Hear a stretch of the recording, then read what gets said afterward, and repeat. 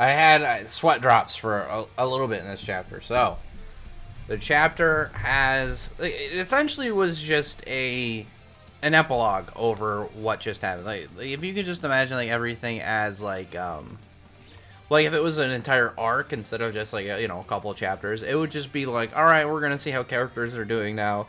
Take a breather, get everything sorted out, get everyone's feet back on the ground, everyone well rested before moving on. Maybe like close anything that was opened in like story wise over like that arc. But it was only a couple chapters, which is funny because it's like half of the current manga. I mean, we're only 13 chapters in, but still, it was like a mini arc essentially. But this chapter, we found out a little bit on both the current setup, but also I personally think that we got some stuff established in this chapter about some of the events to follow with the whole chaos staffs. But the chapter essentially begins. We had we just got general kind of like follow up over everything that happened. Almost said Tonkachi, R.I.P. But Percival is just kind of like, he doesn't have any control over his magic yet. He's even saying like, he doesn't know how to turn it off. You're seeing like the attack itself. It's actually like, it's funny because they mentioned like he destroyed a whole mountain. Definitely not mountain size. Like you can see the cliff area that was destroyed, like the trees and stuff. It still is impressive. That's still a big upgraded feat for Percival. Like this is a pretty fair slice right here of the chunk out of this gorge. But at that point, like they're like, not really sure, obviously, Percival's strength and aspects about him, but Sin knows way more than we know. Obviously, like Sin definitely had some information holding on, and like in the chapter even seems a little bit like, yeah, I'm gonna have to reveal some stuff. It even says like, we've got a lot to address. Probably Percival's weird magic that keeps making little chibi faces of himself. But Dolores is also okay in that. Like Dolores, I was thinking she's gonna get healed. There's a comment from Quan Credible in one of his videos talking about it's like the giants are really sturdy and durable, and assuming it is in fact the Dolores that knew Matrona and Diane, which I'm pretty sure it is as well, she would have at least that whole metal manipulation ability where they can make their skins like really hard. And since that's because I already shouted out Quan, go check out Bud as well. And just in the middle of this video, I'm going to see how much he has. Because I think he was almost at 100 last time I looked. He's at 80. So if we can get him a couple more people. I know there's a good amount of people that show up to these Four Nights the Apocalypse videos. Go check out his videos out. He is also a Four Nights the Apocalypse fan.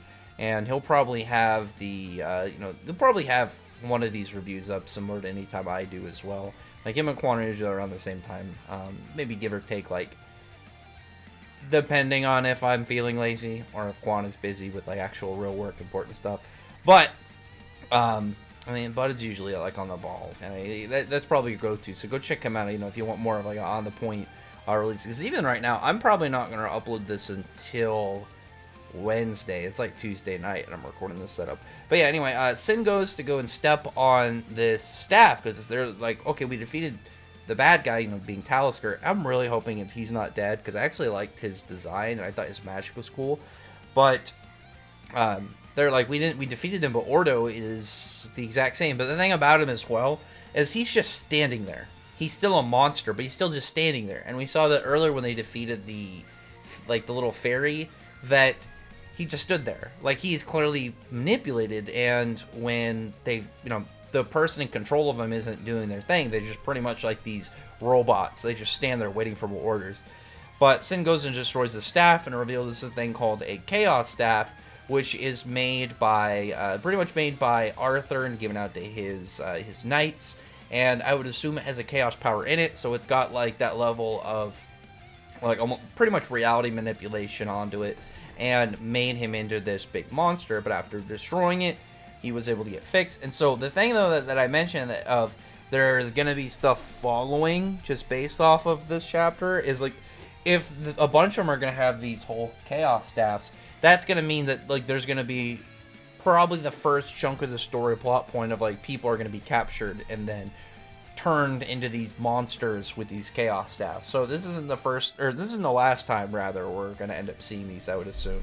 This just makes me think of like, I don't know why, but it made me immediately think of like Digimon Tamers, how they had like the the dark rings, where it's just like, yeah, you just have to destroy this one item to, to fix these guys to get them back to normal. Something like that kind of setup. It was just what I immediately thought. Was it like the gears that go in them as well, that to make them more powerful? What was it, the dark spiral? I'm just remembering old Digimon stuff at this point. But yeah, we have like just the general information that was given there, and Percival talking, following from all that. And he's like saying he's gonna go and beat the king of Camelot. He's gonna go and fight Arthur. Now, this is probably what's going to start setting up more and more of why the Four Knights of the Apocalypse are going to have to go after Arthur. I've been saying it for a bit, like, since the chapters came out about the chaos for Seven Deadly Sins, was it like last year or something? I don't think Arthur can be sane or kind of stable, because chaos, like, is its own thing, but, like, chaos in Seven Deadly Sins, it's light and dark, merging and melding into, like, one thing. And so I don't think that he can be good or evil. I think he has to live, again, chaotically, like in a mindset of chaos. So he's just going to be doing crazy stuff all over the place. And I don't think he's going to be all there in the head. I think there's going to be some general problems with Arthur.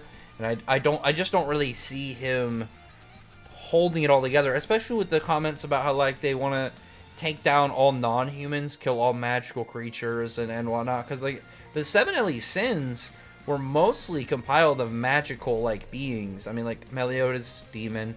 You had King, fairy. Diane, giant. You had Escanor, who was, like, a doll. Like, you had just all these, like, non-human people. And then, like, people adjacent to them as well. I just don't really see if he was in a normal state of mind. Granted, it's been 16 years. I mean, stuff could happen. I'm wondering about that. But my guess is, like, Arthur just, like, maybe his chaos powers just mess with his mind or his personality to make him just do erratic and kind of, like, unhinged things. But after that, like, we have Percival. He's looking silly in his weird little pajama set, but he's just talking about, like, the game that they had set up of catching the best food.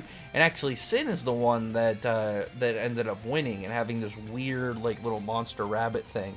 So Sin, I'm very curious exactly what Sin's whole story is, because so far we know nothing really about Sin, and Sin seems to know a lot of stuff about what's going on, so that's just going to be a patient thing. It's like Merlin, but less annoying.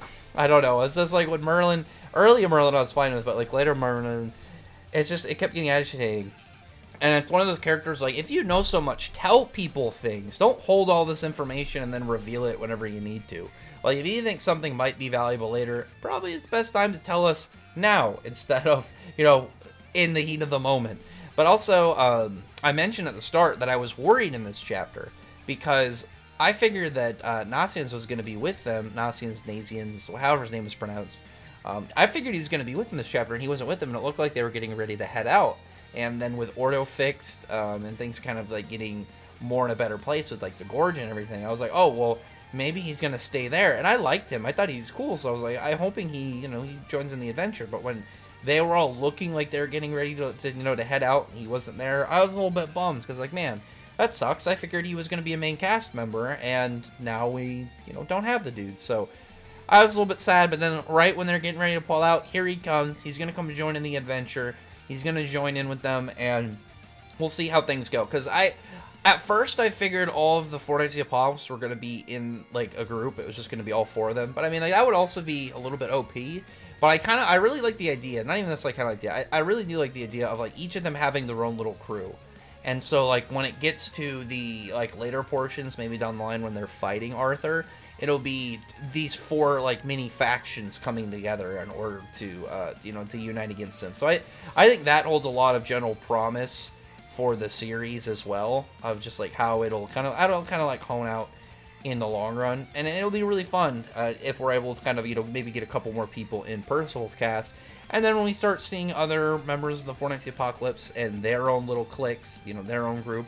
Because one thing that could happen with that is you could have characters that are people anticipated by the fans, like stuff like whoever King's kid is, Zeldris' kid, like any of those, like, certain character offsprings, or just, general, maybe new characters, but definitely, like, the offspring of previous characters, because we know for sure, I mean, it's very obvious, Meliodas' son and Bond's son are in there, and then there's, like, the one other one that we don't know about, but it would still mean that you could have characters like King's Kid, whoever King's Kid is, show up in the cast. It's like, oh well, like, he's not a four knights, he's not one of the four knights, but maybe he's in Tristan or Lancelot's crew as one of their members. But anyway, it was just really nice the way that this chapter decided to conclude on things, and especially, like I said, it felt like an epilogue. Even the ending of the chapter, it wasn't that heavy on setting up future events. Like most of like the okay, what's gonna happen next kind of moments happen early on with like the Chaos Staffs and Percival saying he's gonna go fight Arthur and whatnot. The ending of the chapter was really calm, and it was just like you had a nice moment with Nonsense. He's just happy, he's happy to be there. He's got a friend now. Seems like he's not getting along too well with Donnie, but they'll have their own dynamic later on. But like I said, the end of the chapter was mostly just like a happy continuation of them, going to Camelot. So solid chapter. I enjoyed it. I thought this was like a really nice ending to this part of the story. And the only other thing is I'm curious to know what exactly like what number is the main cast gonna be, and is Percival gonna end up getting like a main female lead in this group, or are they gonna decide just for some reason go without female lead? Because we're 13 chapters in and we haven't gotten one. I mean, one could show up next chapter, but again, it'll be surprising if there's not gonna be one. But we'll see on that one. I don't know. I think it'd be a little strange, especially from like Nakaba, and he's got like a bunch of female characters in Seven Deadly Sins. So like if he ditched them to not have any in here, it'd just feel a little weird. I'm hoping we can at least get one in each group. Kind of that thing. Usually when it's like really dominant one side, I've seen like the same thing. If like very heavy female cast, will usually have one male dude in there. But anyway. Other than that, comment below, thumbs up the video, but friend, like button, subscribe button, check out my other videos. But other than that, appreciate everybody's already subscribed. Thank you all for listening. Bye.